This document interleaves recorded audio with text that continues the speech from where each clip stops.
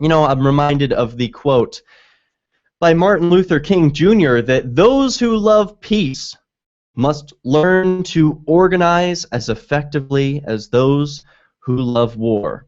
Certainly something to consider when we think about this encounter with an agent of the state as an involuntary interaction, something that you are not free to leave.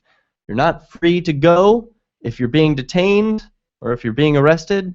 Well, here's one tool you can use to help free yourself before that happens. This was sent to me by one user in the chat room. Now, I'll try and blow the image up so that you can see it a little bit better. It reads, "I remain silent. No searches. I want my lawyer. Please put any tickets under the windshield wiper. I am not required to sign," and then it lists some sort of code that must lend support to that claim. "I am not required to hand you my license." And then lends another code. Says, "Thus, I am not opening my window. I will comply with clearly stated lawful orders."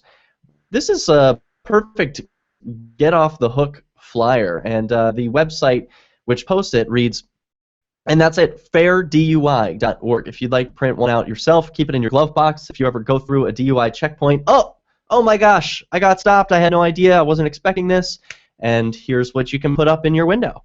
The idea behind the flyer is that you keep it in your car and show it to police at checkpoints and traffic stops.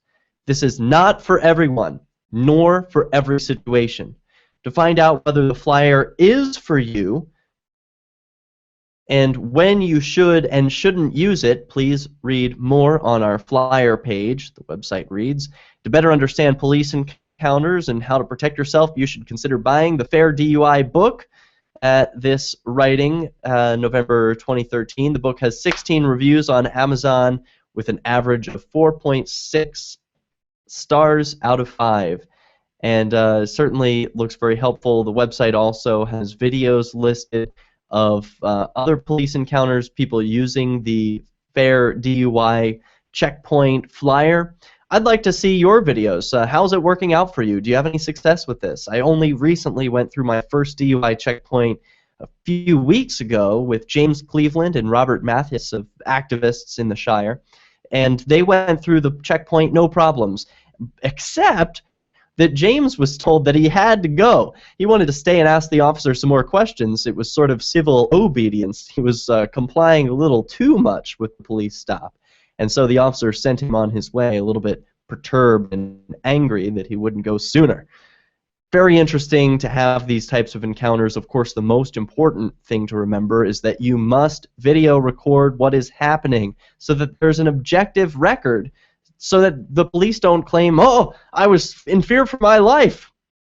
Certainly been the fate of many people who are now dead, and that's unfortunate. I don't want that to happen to good activists. You're certainly no use to anyone 6 feet under the ground. Now, why do I bring all this up? There's one major Supreme Court decision which upholds a person's right to drive away from a cop at a window, just like the video that we started this program with. Wisconsin drivers can ignore a police officer knocking on their car window. The state Supreme Court rules this from thenewspaper.com. When Wisconsin police officers knock on the window of a car and motion to roll the window down, the state Supreme Court said in a 5-2 ruling that motorists are free to ignore the cop and drive away. Although we acknowledge that this is a close case, we conclude that a law enforcement officer's knock on a car window does not, by itself, constitute a show of authority sufficient to give rise to the belief in a reasonable person that the person is not free to leave. Those are the words of Justice David T. Prosser, who wrote for the majority. The justices argued in the context of the December 25, 2011 incident, in which Grant County Deputy Sheriff Matthew Small knocked on the window of Daniel Voigt, who was parked on the engine who was parked with the engine running in the Riverdale Park parking lot in the village of Cassville at 2 a.m. It was 37 degrees at the time, and Voight had done nothing illegal. But Deputy Small thought it was suspicious that Voight was in the parking lot of a park that had closed at 11 p.m.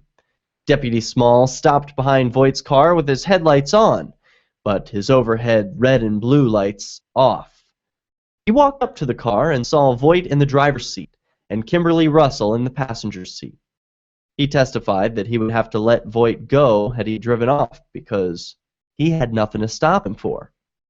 Voight did not drive off because he thought he could not do so without hitting the deputy. He believed that he had no choice but to comply. Once the window was down, Deputy Small smelled alcohol and noticed Voight's speech was slurred. This led to alcohol, a DUI. The court's majority argued that the initial interaction was voluntary. Very interesting. Perhaps the court has stepped in it this time by suggesting that this man, who they're prosecuting for driving under the influence while stopped at a park in the middle of the night, his initial interaction was voluntary. Well, by claiming that, yes, they certainly get to prosecute him for his so-called victimless crime. However, it frees up the rest of us to say, bye-bye, I'm not talking to you, to the next officer who demands our attention by a knock at the window, at least in Wisconsin. Quote, "The objective of law enforcement is to protect and serve the community," Justice Prosser wrote. "Accordingly, an officer's interactions with people are not automatically adversarial. A court's seizure inquiry into one of these interactions must examine the totality of the circumstances, seeking to identify the line between an officer's real attempt to have a consensual conversation and a more consequential attempt to detain an individual." Because the deputy did not have his emergency lights activated, the majority believed a reasonable, innocent person in the same situation could have driven off with the officer knocked at the window. The majority refused to speculate what would have happened to Voight had he actually driven away. The dissenting justices said the majority position was absurd. Quote, "The world of legal decisions does not reflect the real world," Chief Justice Shirley Abraham said. "No reasonable person I can imagine would feel free to drive away under the circumstances of the present case when the officer knocked on the car window and instructed the person to roll down the car window. A reasonable person would be concerned that driving away would be viewed as violating some law that governs obstructing an officer, disobeying an officer, or fleeing." A copy of the decision is available in PDF format at the link below on the website at thenewspaper.com. The source is called Grant County v. Voight, and this was heard in the Supreme Court in Wisconsin just a week ago, in July 18th, 2014, a consequential decision. Now here is the copy of that PDF of the original decision. You can read it yourself, because I think this is a very interesting case with lots of ramifications for those of us who drive and might encounter law enforcement while on the road. I certainly want to know what my consensual interaction. So long as it's consensual, I'm going to refuse. If I am being forced to endure an interaction with an officer, well, hey, I'll do so regretfully, but I have to be under a threat of force. If I'm free to go, I'm out of there. I've got nothing to say to you, officer.